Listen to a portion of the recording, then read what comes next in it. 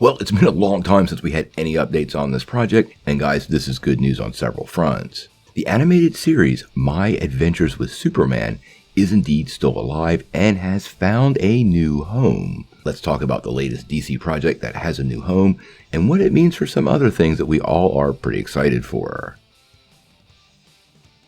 Well, it has literally been decades since the last time Superman had his own animated series.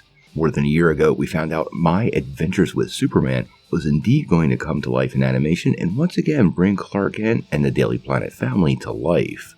But then we had the shakeup at DC Studios, and the fate of this project has been up in the air ever since. Well, until today.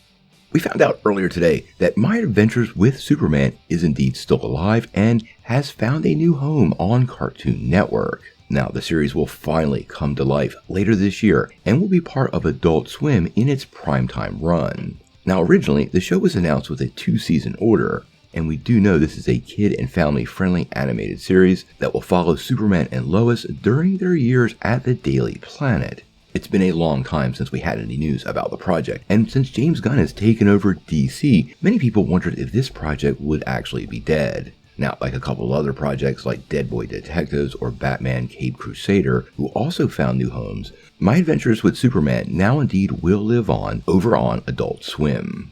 Now, we do know the series is a serialized coming-of-age story that deals with 20-something-year-old versions of the characters, including Clark Kent, Lois Lane, and Jimmy Olsen. Obviously, a lot of this will be focused around their time at the Daily Planet. It does appear to be a very classic Superman story, kind of told in an older age, dealing mostly with Metropolis and the Daily Planet, so it does make me wonder if these will be more grounded stories focused on character, but obviously this will still be for kids, so I don't think they're going to go too deep. Now, the good news for many of us fans, though, is this is another series that has been picked up by another service. This appeared to be going to HBO Max first, and then maybe eventually Cartoon Network. But with Cartoon Network getting it now, and so many other shows finding new life elsewhere, well, I have to say, it gives me hope for other shows, particularly Young Justice. I think at this point, many of the shows that were up in the air when Gunn took over have now found new homes. We're always very optimistic about the potential for Young Justice to return. We're fans like you guys, but having these shows all find new homes means DC really is rocking out the sale of these franchises, and there's no reason to believe that the next step won't be focusing on other projects like Young Justice.